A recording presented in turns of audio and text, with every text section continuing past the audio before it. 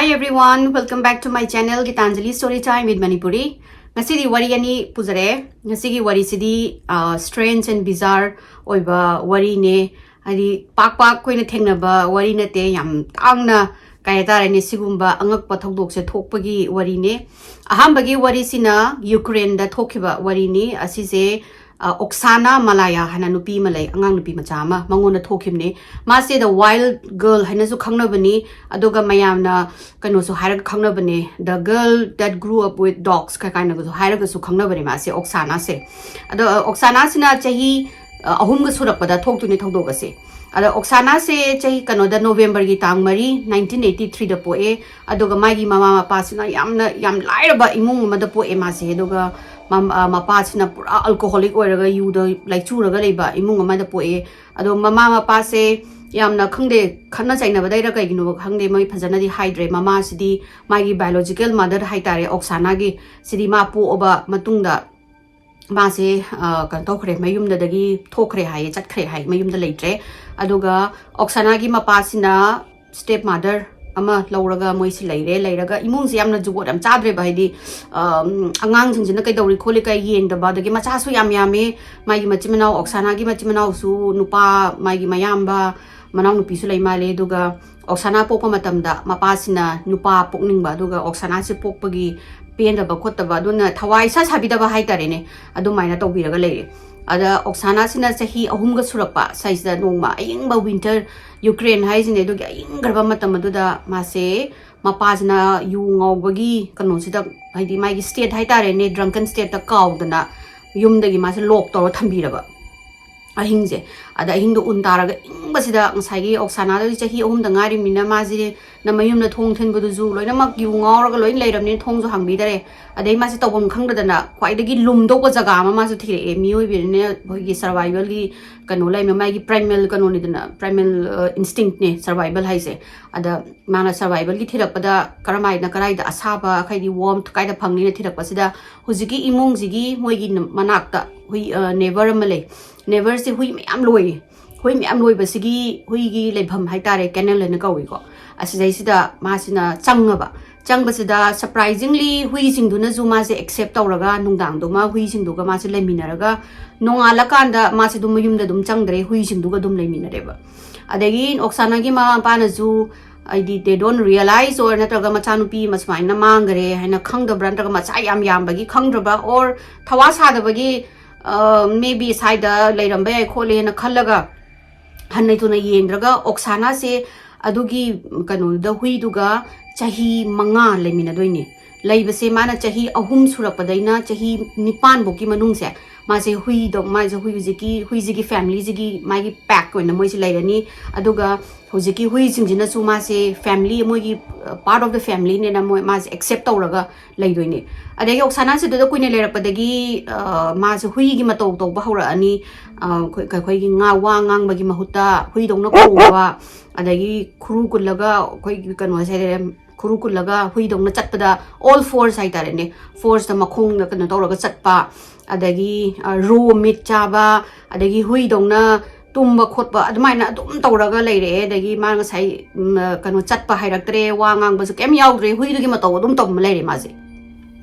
mana early 90s Europadadi mase masamak se human being ne mana identify tawdre masana maje hui amani hana identify tawraga hui gi type ta dum leiraga haidi akhang de moi na khong su dum khongaga hui jingdana moi mapu duna matinjak thaba lakpa khopado adu da dum chaminaraga chawre aduga kari gi no su khang de hui jiki hui du gi da moi na manak do family jiki kanu so gi mapu du gi mi du na zu hui du angang do urudra bra kaino hangde chahi manga do adoga moi jiki matam se Ukraine gi da moi na leiba mapham se khara sabab oiba area oibanina yum sing lap na su ta ba dong na tawi du na mayam sing jina phajana khangdaba ada Oksana sina chahi nipan ga surakpa matam haitare saigi matam sida mana moi gi jiki yum jiki hui du gi makon na moi gi canal lam leido canal du gi ni khaidi kano sida nakal lomda woods myam lei male adai da hui myam sana basida Oksana sina du da masu hui dong na khonga ga chela ga sana ra ga lebjan ma phi audana adanu pa mana koi gi makhong chapa nu pa mana u bajani Oksana se u basida mana karino sigi angang nupi masaji bo kano dong na hui dong na sa dong na kai makhu daga chin ba loi ngam ni ko ma se hui dong na pura tawra ga leiram ni hui dong na behave tawra ga leiram ni adega masana do ubadagi police phone tawre police phone tawra kanda policing jina la ela akanda karai do khopano na yeng akanda ziki mafam du ne hui leba mafam du da adagi changa kanda sidadi hui ma'am jengsai police mai am la aga angang do nupi macha do lobo lak tori haina khangba gi type ta hui jing je mujiki moi gi pack hai tare ne family of dogs si ma'am je thokla aga moi na ekta mi changba yaro yena oksana se protect tawra ga thammi adagi oksana ji ju kano dong na hui dong na khong ekta moi na pha moi na no ma je pha dore hai ba gi type ta moi ga hai de khana ba law mana khong ga chik tu ga tawre adagi hui kano sing je police sing je upai lai ta dana kano sa gumba khoi mit khara por aga hui sing je moina lur tawraga mapan da putho kanda oksana je pha doini pharaga moina pora ani do ga moi gi parents se kana no khopno na khanga akanda di uziki family do oile reme de gi family jing du ju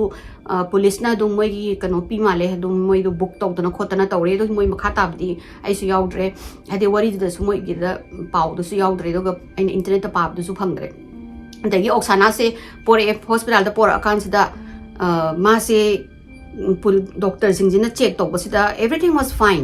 अदुबु मागी कनोसिदा माना साइगी चही मंगा अमा human being interaction अमता तौदबा अदुदना मासे वा ngang हाइतरे वा ngang बजे करमाइना ngang हाइतरे अदुम हुइदोंना खोंगागा लेरे अदगी चाबसिजु कनो कोई रो मीट गुमसे चिअगा चाबी अदगी मखोंजे कोई लेपगा चटपसे मासे लेपसे सुंगम गमद्रेबा मखोंजे ngमदबदगी Moina oksana se sumaina tawragadi haina kano amada khoi disable oiba angang gi leibham gi mafam da thammaga maje phajana special care tawraga society da maje reintroduce tawnaba oina phajana tawrase na chahi mem changaga moijina haurani kano se oksana se takpi tambi ba adagidi luckily maje khaga wa ngang ba haur haira ani adagidi makhong na lepaga chatpa khaga haira ani aduga mana wa ngang ba sida मियोय बा हाइबसे अमता मा खंगना जमिना दगी साइगी doctor सिंगदुना मोय मंगोन दा ताक पसिंगदो वा ngang बसे माना ngang बसे खोइगी काय तारे ने करीमबो खोइ कनो यावदना रिधिम यावदना अदगी दी कनो अवांग बा खोन दगी अनेम खोन केम यावदना स्ट्रेट वा ngang बदो हाइबदी नंग नुंगाइरिब्रा आई नुंगाइरि नंग चक्सारब्रा आई चारे हाइ हंदा थाइ स्ट्रेट खरि कनो केमबो रिधिम गमता यावदबा कोई उच्चारण गमता यावदबा हाइतारे मथक मखा गमता यावदबा अदुना कोई साइगी डॉक्टर सिंग दगी मी अतोप सिंग जगा वरि सानबदा माना ngang से ज्ञान फजन इता तादे अदगी मासिना फना कोइना द रिहेबिलिटेशन द थमे थमगा माना 16 गा सही तरा द्रुक का सुरक्पा त्राटे सुरक्पा असि मतमसिदा मागी असेसमेंट तौदोइने मेंटल मागी मेंटल से कमाइन तौगेन माई मेंटली कमाइन तौगेन असेसमेंट तौबसिदा मागी मकोक मागी ब्रेन डेवलपमेंट से ओनली 6 years की अंगांग खतनेबा तो माना कनो ओरगसु हाइदी teenager almost young adult oragasu mase sahi taruk suba angang gi wakhan dawna tawre adai moi singsina tam na dum takpire oksana se tra de sumai na na tawu kholo haina human being na sumai tawuni ko pren tawdagi mase makhutna chamasna paira ga chaba haira ani adai lairik khaga takpi baje khaga paba tam na thokla ani adoragasu mai brain se di phajana chaw yadre she was like impaired ore mai gi kano se brain se yam kana hedi hayo yadre aduga bana chahi kungani thoi surakpa timing asai sida aje society da khaga yawba haurakpada masi nupa ma khangna doini my boyfriend ama khangaga nupa sidi oksana gi background gi matang da khangdaba haidi masi na kamai ni chawrok pono khotpano na adama bani si nungsina da na ko pran tawba sida oksana sina sum my nupa da my boyfriend na mana su ai gi pass gi matang da sum wari sum hangba nupa sin hangba sida mana ai pass sini khangbra duga ai se sumaina hui ga chawmina re duga hui dong na taw se am nong am lai khang yeng gera khot gera na hekta oksana sina makhong ga kundharaga hui dong na ga chong da na chen da na dagi di hui dong na ga khong ga at ko da na khot na taw bas da nupa se te hekta ki graba ki badagi madu do uru badagi ma je nupi kanu ga oksana se ga break up tawraga amuk hanna mana oksana je unaw ya roi kai ma ki greba nupa se na karino na ma ding sai khang dawni na ade oksana ju thamoi kai re adi ma je sumaina mi na accept tawbidri bra khotri brain haidi mana chahi koina hui du ga lemina ru budagi mangon da deeply impact tawbudo mangon da adi ma je hui je u bud hekta moina ka khong da khongning ba phaw ba khotpa du maina ju tawbe hai adai oksana sina khara magi chahi kunmari ka surakpa dai sida foster family amada leirani hojiki foster family sina farm chauna leina maje farm da leiraga moi farm gi animals indu mana take care tobiba hui hodong san adagi hameng kai kai loiba sing do madaina mana tobiraga tam na maje society da adum yaw ba hore adagi masana maje mi amani kainaga khanbiyu kholu kainaga adumaina su mana mingonda ga request towe 2013 jida Oksana na Ukrainian gi TV da interview ma pini piba sida mayam na mangona hang yam khangning mado haibadi nang kamaina du horokpa kholakpa da man haise magi parents sing du di ma phajana ningjang dare ma chahi ahum muktang suribada ngai ngai da ma do mayum da gi sangan bi da badu ningjangi adagi mana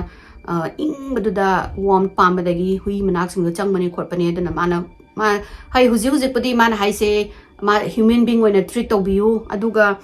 human when ma se massage identify to jare aduna mayamna mangonda wild girl ga haiba degi dog girl ga hairapada yamna mangonda offended way hedi mangonda yamna nungai ta ba pawe aduga thamoi jam nungai te khote duna adu kaubi ganu khot kanu kaina ga adu maina ga mana interview da haire degi interview sing duna interview to riba mi duna yam khangning ba to haibadi hauzik se nangonda kanogi animal amagi laibagi khadi moi hui sing da ubada instinct kari power ko pang matam da man huji dai game power re ai huji I'm completely human being oire ko le na du maina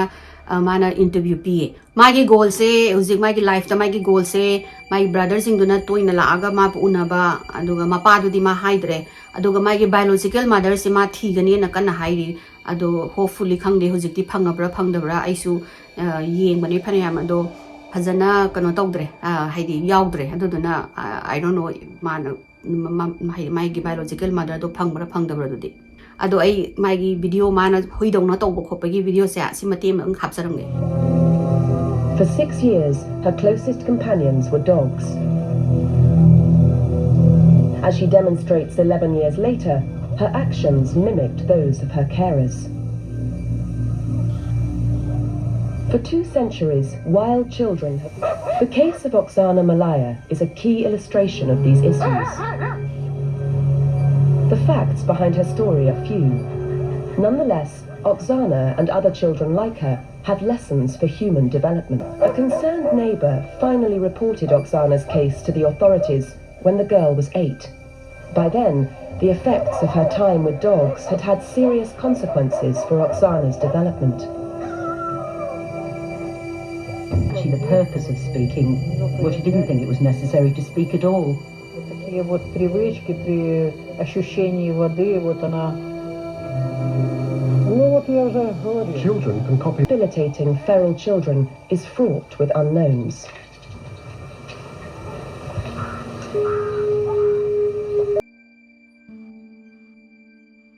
Ani suwa wari se hodringai da kainomta mayam da haijage haidi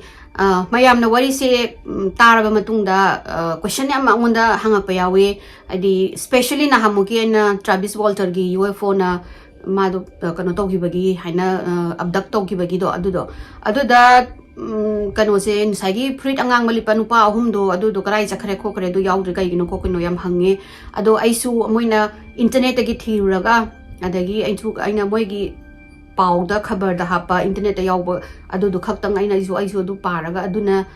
wari do itho kanda lijarakpani aduna moina adugi matangda idabanina isu adugi matang do khangdaba isu khangdabanina matang do da am kaimbo yam yaudre maybe moina zu figure out to bangam dabanina adugi matang da su thijaludre mi singduna Travis na ngangi basingdo mayam na khara mana kanoni magi hawks ni hai khara mana asing mani hai na dumaina tawbanina aisu phajana wari je hakta aina haidi investigate tawbana tabanina aisu khangdre duduna mayam ne hena khangninga gadi karigumba hena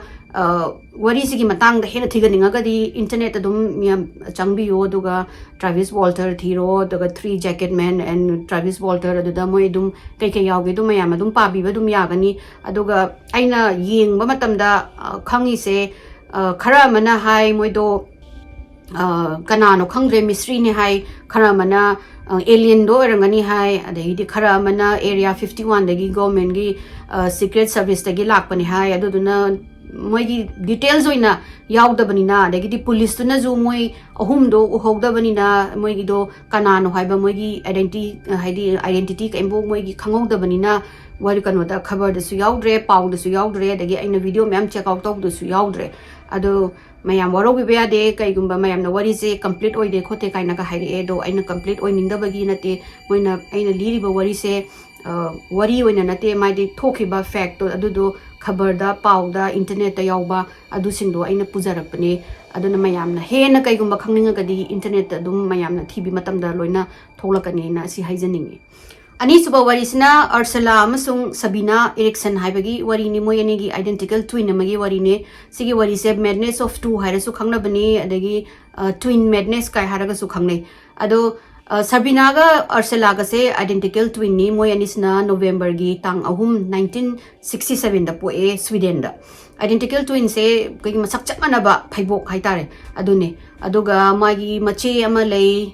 Mona हाइना अदुगा मबुंग अमगा लई बियोन कौगंगा अदुगा मोइ सिंजे यामतिन loving family दगी हौरे हान दगी मोइगी mental problem करी Crag अमता लेते इमुंग से मामा पास लोइना मग फै खोले अदुगा मोइ अनि से यामना सबीनागा अर्सलागा से याम थिना क्लोज ओइरागा हौरे मोइ अनि जे तना तना खैगी तना तोइना बा यादबा हाइतारे अदगी वरी खुदे मस लोइन मग शेयर तौदना खोतना अदगी मोइ अनि की तोंगानागा लैंग्वेज अमगा तोंगानागा लेजदोइनी को मोइ अनि गवै सना याबगे मीनागा खंगदबा मोइ की फैमिली मेंबर सिंगनागा खंगदबा अदगी वखन अनि से मक्सिजो पामबा खोप वखन से चामनेबा अदगी चावरे मोइ से दुम मबानी से क्लोज ओइरागा चावरे दुगा बाय 2000 यरको मोइ से लेसाबी फारागा चावरपदगी अर्सलासिना USA दा लैगिदोइनी मयुम पालगा अदुगा सबीनासिना आयरलैंड दा माइ नुपागा मचा अनि गा तौरगा मोइ सिंजे मासे लैरे अदा मोइ नि से कुइना उनदबगी उनसे ना प्लान तौनरगा लै मोइगी लॉन्ग अवेटेड रियूनियन ने हाइतारे होजिकी मोइ नि से तंग उनरगा कोइ बिसा सिखोसिना अदो मोइगी इमुंग अमता खंगदे को मोइ नि सुमाइना प्लान तौनै हाबसे सबीनागी नुपानसु मधु खंगदे दगी अर्सलागी नुपानसु खंगदे दगी मोइ मयुमगी मा पासिंगसु मोइ मची मबुंग लेबिसिंगसु खंगदे मोइ सुमाइना उनबगी प्लान लै हाइसे अदा मोइ अनिगी प्लान से मे गी कनोसिदा थासिदा उनसेना मे गी तांग 13 2018 सिदा अर्सलासिना पाइरा अनि सबीनागी मयुमसिदा आयरलैंड दा पाइरा अनि दुगा मोइ नि जे यौरगा खोलगा मोइ अनि ना हेगी मोइ अनि गी रियूनियन हाइतारेने हराउबगी खोपगी नुंगाइ नोक्तना खोतना तौनरे दुगा विदिन 24 आवर्स हाइदि यौरकपगी 24 आवर मनुंगसिदा मोइ अनि जना नुंगदांग दा तुमिन्ना सीक्रेटली मोइ अनि जना मफी ओमगा लिवरपूल दा इंग्लैंड दा चतोइनी हाइना मोइ जे थोलगा अदगी फेरी मा फारगा हाइदि फेरी दि बोट चटपा मा फारगा अदुदगी मोइ जना तोंगा लागा अयुकी पुंग 9 मखाइ सिदा लिवरपूल इंग्लैंड सिदा यौरगा तांग हदी यौरगा नुंगालगा यौदोने तांग 13 सिदा मेगी यौरकांदा फॉर सम रीजन करिगिनो खंगदे सबीना सिना सेंट एन्स कौबा पुलिस स्टेशन अमदा चंगदोइने चंगगा माना पुलिस हाइदे हाइदोइजे मागी मचा अनि आयरलैंड ले हवी मोइ अनि की सेफ्टी याम पखले खोले अमता चेक तौबियो हाइना कंप्लेन हाइदि दबाइना कंप्लेन तौबलाई अदगी ngसाई इंग्लैंड की पुलिस ngसाई लिवरपूल की पुलिस सिंगसिना आयरलैंड कांटेक्ट तौरगा माइ मयुम मफम एड्रेस के दो हायरगा दुगी पुलिस अमा कांटेक्ट तौरगा सुमाइना ममा दुदी साइना लाई कोना द इंग्लैंड मोइ कोइबर मोइ वेकेशन लाए खोले दुमा दो अंगांग दुमा पागले हवे खोले मोइ की सेफ्टी दो कंप्रोमाइज तौबा मालेम तंग चेक तौबियो खोलो ना तौरगा मोइ नि जे दुम कनो त ngai ले निको स्टेशन दुदा अदगी आयरलैंड की पुलिस मोइ जिग मफम दुगी पुलिस चला येंगर कांदा केम तौरम दे एवरीथिंग वाज फाइन अदगी कनो जु सबीनागी नुपा जु खंग nga लेरमे मोइ दु नोंगाला पदा लेरम दबदुदा मोइ नि दुदी काइदा मोइ हाइना मची माई ट्विन अमदि लाखिबनी अदु नोंगाला कांदि लेरम दरे खोत्रेन तौबदगी युजिगी पुलिस सिंगना मोइ दो इंग्लैंड दा कोइबा वेकेशन के ओइना चले खोले न ततमगा हलगा पुलिस सिंगना मो लिवरपूल की पुलिस दंग phone तौरगा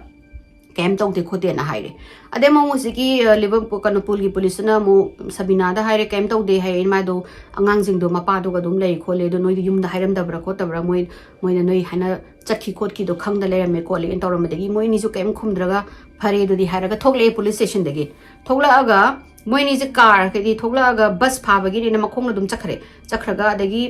adagi khara chatlaga bus station dagi bus ama pharaga London da moise chattoine na lakba laaga moini je bus ta kakhala kholaga gari je thau bhorok sida moigi luggage je moina pairaga dum pham jani phamba da driver duna luggage ki hold da thammu kholo haina pairaga chatkano noi seat belt phadoini khotoine tawbasida moigi sagi machimanaw ani sina ade pheibok ani sina haiti am thina khoi gi kan tawdu aggressively yadabdo haidi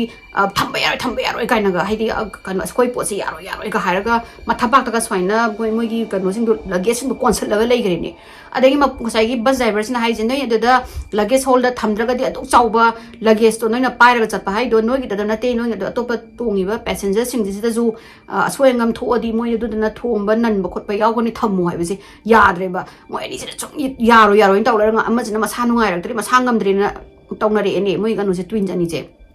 pheibok ani je tawrapadagi masagi bus driver si am uncomfortable ore ba mana dumaina kai gumba moi gi paati pakhatini adi bom nunga yaw jala kai no mai gi bag manung jibu natraga atopa kai kinu chingna ba hazardous oiba pot yaw bra khot bra do dunna ma si haina da badagi noi the bag ko thamo yadrabnina aina sigi next station da khamani do noi kumda hawro noi bag ko thamdradi habi so moi si yari li hawragena adoga khara thawraga minute 10 mu thawraga bus moi gi service station ama lerame adada khama moi ni kumdharaga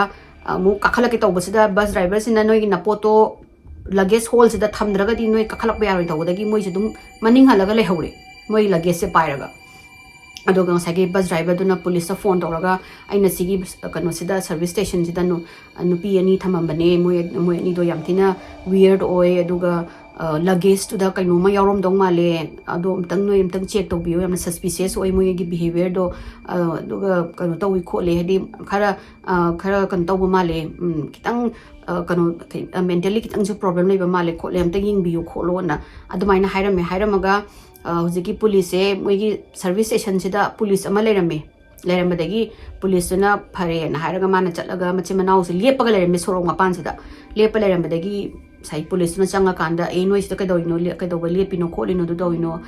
noi haina bus driver amana noi haina thadara maga noi smaina suspicious way hai khole noi back to kayawe khot kene yem mo se back so hang to e khole they were perfectly normal mo yani do adagi wari sanara kanda di police na khangi adi khali je kaimbu khaidi suspicious kaim oide that's totally normal kaim to de is my misunderstanding am laina badagi bus driver duga oram gani kho kani phare noi ki thoknoi lambi da chalo phare ai ju chalage na police ju chakhare adoga machi manawani je lepaga car su laita bani na moi ni je kai doino khangdre ne khangdraga makhong na chatpa haurase na makhong sina chatlaga overbridge moi gi bridge macha ma walk bridge ma lalaga highway sigi mayai sida koi median nam leibido mayai da kharaga leibido adugi mayai sida moini ji lepaje cctv na capture tawdoini go moini sida lepaga sorok se landugi ani ji tawleiba adu skari kana thaurini highway ne speed arwai ira thaurini adu ta moini ji landugi honabaje saigi cctv ne phangdoini ko capture tawdoini ada cctv sida capture tawri se moini ji lan ge honabasida amuk changpi lan bangam radana adagi amuk kumdha dogi amuk tawba adagi amuk changai tawga gari mem se lam moi ani je ko haina makot amuk painaraga amuk leiba ure adagi ngasai cctv romda somna kanda yemododi moina police ama moigi highway patrol gi police da takti takpajani ada takpaduda highway gi patrol gi police sing jina kano thawra la ko matamda ada video ama moi se kano ma khoi gi traffic cops haina kano ma nam leramba film ma tawna ba leramba film tawrambanina hojiki film tawring agi traffic cop kano gi cop ki film tawri ba area sida oi jani mana lepise do dona sai policing dona udraba karai da no moina lepise exactly mana lepise karai da no na dagi ngasai cctv da ju exactly ma pham je karai da no moi se khangamdre aduga kano sina Sabina sina lan du gi tawge na phatong na mana mu chong tholok pasida lambi se kana gari thauring ai se mana phatlong jangjan basida car na thom doini ma se thoma ma se tusalle turaga hadi luckily madu car na yam kana thom da bagi khara khet khibagi kakhalaga ma se hidi kemo ma se soktre ko soktraga dai de lepaga moi se leibasida gari thauri ba mi mem se di ure moi ani na lepaga gari lan loi tawdo adeng sai thomi ba car na phone toraga sumaina nupi ani lambi gi median da lepaga le hawi kholi mayai da moi do car kanu tawdo ga amadi car aina gi car na grace tawe kemo di tawdi khote moi ani dom ti ying bi kholo na tawdagi policing jam lai ne kadom do no la kan da uchina chena di ura kan da moi jina gari sing do khame khamaga moi mateng tawraga लाले सोरोक तो लाला कांद Moina none कदोइ नोइ the कदोइ नु खोलि नु मयाइ से लेपि सिना सिगी हैना traffic सु यामना चिनबसिदा गाड़ी कन कन थौबसिदा नोइ नि कदोइ नु खोलि नु न पुलिस ना हंगबसिदा मोइ नि जे स्माइना लाकपने खोटपने दगी हैना आयरलैंड दगी लाकपने दुगा बस से सुमाइना काखत पे यारोइ खोलो हाबदगी लेहौरे चटपदो यारगदि मफमदो जगादो कनोदो खोइदि गाड़ीजु याउदबनिना अदुदना लंबी से लान के तौबने लान बंगमदना लैनि खोलिनि ना तौबदगी पुलिसिंग वरी सारगा लैरमगा मोइना खलेसे ओ मे बी मोइदो टूरिस्ट निना लंबी सोरोक तो खंगदबनिना तौरी ओरंगनि खोलंगनि दे आर कंप्लीटली नॉर्मल आइदि कशु तौदे खोतेना हायरगा लैरिंगाइ सिदा खंगहौदना अर्सेलाजना कोई गाड़ी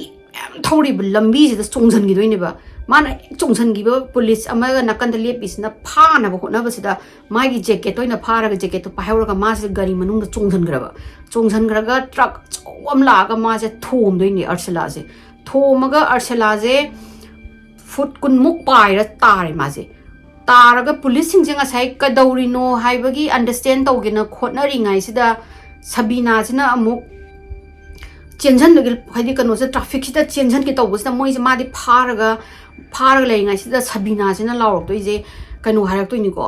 they are going to steal your organ हाइनादि नोइगी कनो मयाम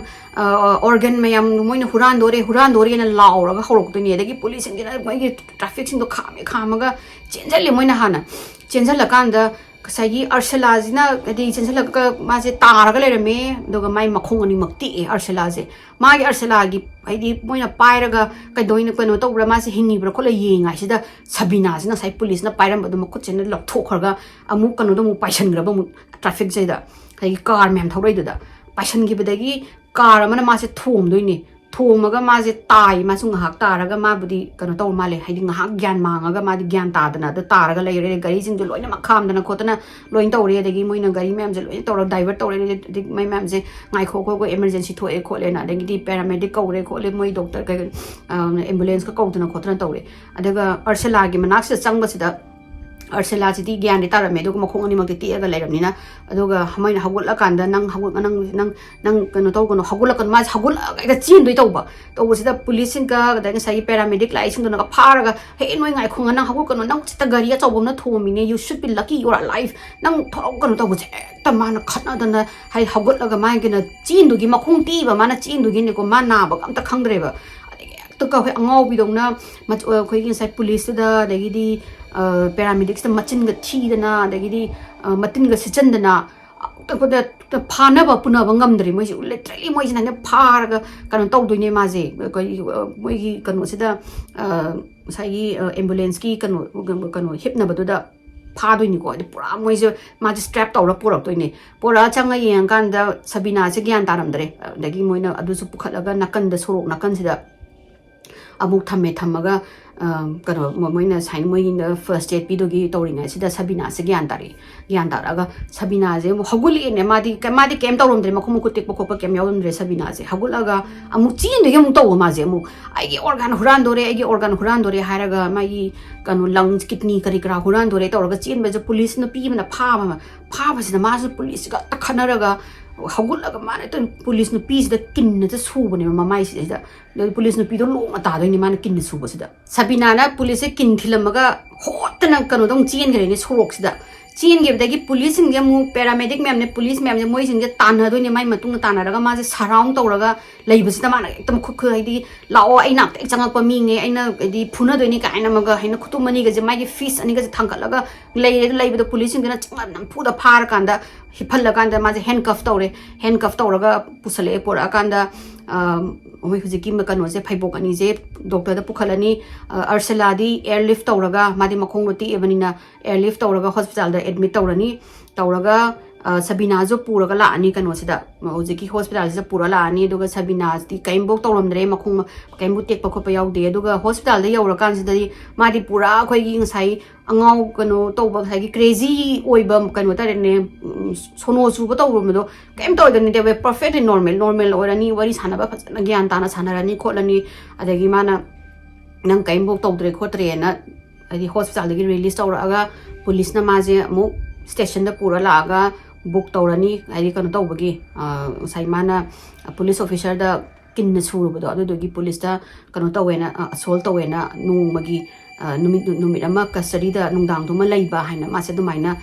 pire dagi masana su dum yazare ri ai ho aigi marane do aina ma do karigi no khopano do kembo haidare ma su kari no ma su gyanam ta damina adoga majna nongala kanda release tawdu ne nunga ayus nongala kanda release tawraga gari nungni yaudamina musu mas makhong dum chakre aduga ngasagi magi ama pheibok ama kano sina Ursula sina hospital da magi makhong dugi phajana moina phajana laying dana khotna tawraga magi makhong do phajana phara kanda budi release tawgini duga made charges amata tawdre mangonda di Ursula de just mana pani kano da gari na thomu banina aduga Sabina ga Ursula ga di unadri ko du matam da haidi ma amado Ursula do release tawdari kano dagi hospital dagi ada mana sagi police station dai thola ga lambi da chatlaga maje magi sister do kamaina thiduino na khalaga leingai sida lambi da chatlaga nungdang oira moisale maje tongmam ma khangdre ba kadai da kamaina hospital do sagi airlift tawraga pugini na kadai da no khopano dagi sai police tuna magi mache kano do magi other twins do sida leibani ne pdp aga lambi gi je maje phajana khangde mana du da hujiki mafam da leibana tabani na ada mana chatlingai sida nupa ani ma walking tholakba hui puraga hui Glenn kobam ne Peter kobam ga moini thola aga moini na magi kari Sabina gi manakta sum lakpa sa Sabina sina hui ji uba sa phamdaraga hui ga sidum mana pet tawbajani tawbasida sum moini ji dagi sum conversation na dum haure di wari ta hauraga e kai noi kai den khopano tawba mana o ai sida ai sai dagi nate ai Ireland dagi in ai gi twin sister ga lakpane khopane da ai twin sister dos maina gari na som dagi hospital da pu ko khokre hai sigi mafam jang khangbra kopra ai di lambi je khangde khote na dum dawre dagi moina o si dagi kitang lapane khopane hujikti mamju mamme nang kano haidi hayeng oina chatlo ngasi di pharak tarani kholani nang kadai lege khotke tawda Sabina sina ai mafam amta leite na sai da bed and breakfast gumgi hotel gum ma leibra leiraga dim ta takpi oi du leiraga hayeng ai chatlage kholage na haibasida hojiki Glenn jina magi bed and breakfast ki hotel am leiba the luckily lai am mana ai gi bed and kanu lai ai hotel am lai bed and B&B na hai bed and breakfast ki hai just tumbaga breakfast kanu khak chaba phangba mafam se ada B&B lai nang aduda laigi haragadi nang aigi kano da B&B do laigi haragadi you're more than welcome nang la kasu kai di ko ten tawda aham bada Sabina ji kitang di hesitant ora medi moi sibo trap ora jala or di mongonda phatta ba hodi ga tawdoira khotoira na do ma su nungdang wai sele lai pham jom ta laite jaga ju mana khangba su nati ma pham jing do aduna phare na ma la again haraga Glenn ga Peter ga moi hum jela e la ga Glenn gi B&B sida yore moi do ngahak chadna thakna tawrame ado hek moina do da lakpaga Sabina si magi maje yamna strangely behave taweba hidi khoi gi paranoid oibagi type ta nam khoi ga ta risk no mongonda na thina pakhat paki bagi type ta hanjana thong naw da paktha da na ga yeng dana adagi san kono padar ga marum da ga habang haina tawduna kotana da isum tawbasida Glenn ga Peter ga na khalisina maze abusive partner amadagi or husband dagi domestic violence guma tawbadagi maze chelai ibra natraga na kana gumba phataba mim na mai matung na tanarak pai chelai ibra kholi ibra kai mai je khalam me dagi mana nang kai dawrage kholage si safe area ni khotpani kasu kai de khote nang phone tawninga su lai khole kem tawde na tarakanta mas kitang calm down wore kanda mana moi sum wari sanari ngai sida Sabina sina churup ani nupa sida offer tawe the nupa sing na churup to lauraga mana mai hani kano sina Sabina sina chu ge tawbaga phalong ngai kano je mana laiter je mul ka lang thokre to machin dagi nupa ani je gi machin dagi churup je ani je ta mullaga ani si gi churup je poison ora mai ai haraga dustbin do hundo khidoini ani nupa ani de ju haidi mangon da poison gi churupi dai je kana no ma sibo kana na ka tanara ino na khalaga dum leire doga midnight phomoi je dum chadna thakna leiraga baro taram dai sai sida Peter di mayum da hangare doga Glenn na magi kano se magi hotel gi ka do kano da Sabina da utle nang sida leiro kholona adoga moi su dum mai gi respective room da dum chalanga dum nungnang dum dum lele nungala kanda pung tarir ka makhai tarapa sai sida Glenn jina breakfast same Sabina gi same basida Sabina se kumdhara kana nang kai chane khone tawda mana kaim khumda bida tea cha am thakki nang hai jane ada Glenn jina cha lon ge na yeng basida moi di tea bag on season ai da tea bag se lairam dabadagi mana ai isidagi ai kono dagi never dagi lawruge nang la ngatang ai ramon haraga ma se tholaga Glen gi neighbor maming sina Frank kawe moi gi sum ai apartment thangna raga lebido ada bana Frank ta kauraga noi dagi nang gi tea bag lebra tea bag ta logi ai gi guest asmaina la e khole customer lai du don mongon ka cha pi thake tawun tea bag lai am de pi un tar kanda Frank na pi tea bag se pi ra mana thank you toronga changre ma se kara changraga minute ama pharaka hadi minute ama phabatana Glen je thong hang torak toini ko thong hang tora aga mabuk se haina mabuk se pairaga haina non tharaga so chingaga tholak tin thoga she stabbed me na hairam doine Glen je thong hang toga leini ko madi pura ngakhra bai di smaina chamana lawur changraga thol aduga thong di minute ama phajngai da ma bo thong bo lon bo na haidi nangho pote ba aduga ma se saina mabuk to pairaga la aduga mana thinle she stabbed me haraga ma se makhale bak se to nong taraga la soina mana magi huijing dom ta take care to you ko Frank haraga ma se si doini adu ubadagi Frank sina pakhatna moi police 999 je kaura kanda police kawri ngai sida Sabina je mayum dagi uziki kano gi Glen gi BNBs dagi chin khra kanda police je la akanda moina yi kano tawre kadawre khore tor kanda Glen gi siraga lerame adagi mana sumaina nupi do ni mai gi da guest la haibni khopani nupi do aina phone tawraga tholakpada kano dagi koi seng moi gi mai gi apartment dagi chendagi ba ui khole somda oirom da chen gi bane na diban hadagi police je mu ma mun segi Sabina jung tanaranga sumna kanda Sabina sina chili ngai sida gari thauba nupa Josh ko nupa mana gari thauraga mai haidi mai motorcycle thauraga laktoine la akanda mana lapni ubada nupi ma lambi saina soroki kano sida matai se chendoini chelaga makuta nungthang am paiba nungthang je pairaga makok sida mathana dom thom ma mathana chen ba sai nupa sina kari no sigi nupi sina tawri jibu nungthang am pairaga mai makok se mathana sura chili jibona ma sina gari je kanna thauraga mana nupi ji mamangda nakan je khamaga mana hey ma'am nga tangai khonga tang wait nang toy do ka doino kholino na kokta nang suri do kai doino mana nupi je pha ge taw hai pha ba di kham ge taw thani kham ge taw ngai Sabina sina kai keno maron machin thiba nganga mai gi kano se dagi khaw dagi kanu ma porok to ni roof ki tile lam puthorok to ni puthora aga roof ki tile sina ta Josh ki makok se thom doine ba thom ba tang Josh se gyan manga lei ngai sida Sabina sina chingraga saigi bridge ama lei ko bridge da kakhatlaga 40 feet bridge da ki chongtha doine ma je chongtha ba sida magi ankle ani magi khujeng ani je ti aga magi skull je makok kanu je fracture to doine aduga luckily ma je car amna thom gi to da car da na brake pha ba da gi di ma je kanu ta hodin ani haidi car da na thomodri ni kari gumba car na thomam ma di ma je si doine adena sai police maning da gi tanara ko to ne da gi jor so I tho makok to lera mani mana sida de sigi bridge da kakhala ga nupi do songtha gi ni da ode moi me messenger le punela ka sai moi ambulance ko to na ko to tor kanda ma je budi gyan ta da lera me duga kano torome aduga makhong mai gi ankle ani to e makok do fracture tawre aduga hingam madagi hospital da pure ma ja hospital da puraga amu moi gi layengaga aduda layinga is da amu normal amu oi ni Sabina ja mu karimbo haidi ngasai gi man oriba craziness oiba ngasai gi angau phaidong tawba makok to mathan ga suduna chin ko ba mem do aduga tawdana phajana mu ing tam na mori sanaba yare perfectly normal and the doctor na is atopati kem tawde only magi makhong tek pasiga makok siga ne do sis de yam haidi yam kana life threatening kano bu na te injury bu na te kano matam hadi tha ama mung lera ga dum phani ko ni ma do gi dam laying asena ada laying ma se thamaga ma se pharaga hot kano dagi hospital dagi release so doini ma ja hospital dagi release awra matung da police na ma mu pharani kano da station da puraga Glen gi murder gi charge tawrani adagi Josh da kano da na sai gi roof ki tile na thomam do adu dagi charge tawrani dagi mana guilty ju plea tawrani haidi mana soimna yan lan bani khotpane na aduga kari gi no highest reason jaban absolutely kai bo piroiba kai no da mana ai ju aina tawri do kai no khangde na hairaba ai do kai dawri no kai do bai tawri no aina Glen hali do kai gi no kai do bai hali no ai khangde aduga ai amata ningjang de kai no amta khangdre na hai aduga hat pa de ningjang ge do ai kai gi no dik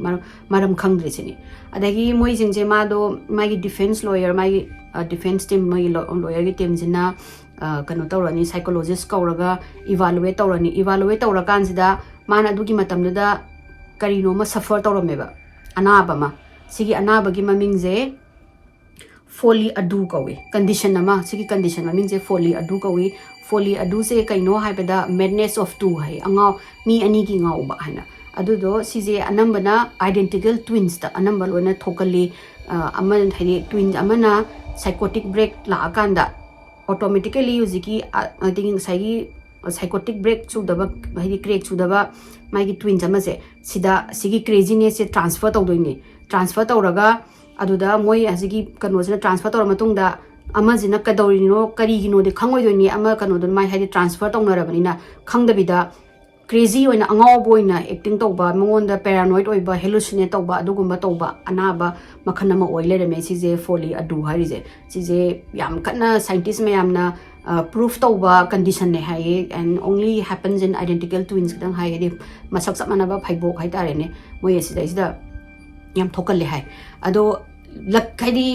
surprisingly moi ngasai prosecutor nazu magi tawido yare haidi moi do hanegi family problem moi family history thigat pada family gi kanomuk lairamde di mental problem na ba khotpa adu tawbada tawbam ta lairamde adagi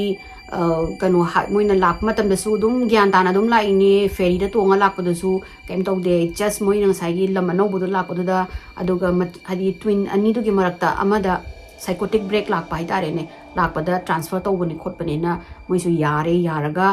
Sabina se just kanogi magi manslaughter gi oina chahi manga khak jail da leiba haina adumaina pirani aduga mana jail da chahi manga serve tawraga Sabina je tholaga she is a free woman now ma hojik the free woman oina lady ai maina hojiki tawriba drama kano manungi highway drama se si video hapamge si mayam yinbiyo. First talk with the highway traffic officers to get an idea of the situation, but before they can get the girls' side of the story, Ursula Eriksson bolts and runs straight back out into the traffic. To miss out on the fun, Sabina also ran out and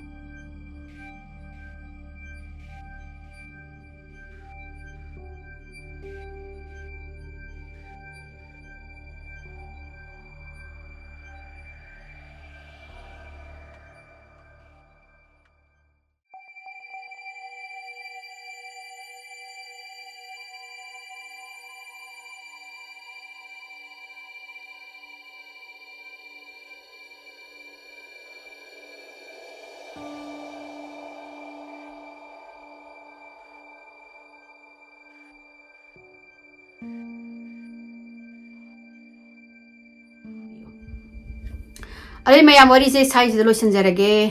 ma'am Negi worry से नुंगारगदी like तो view share तो view subscribe तो view अदु मथंगी worry दो मुंग थेंगनरसिको ma'am bye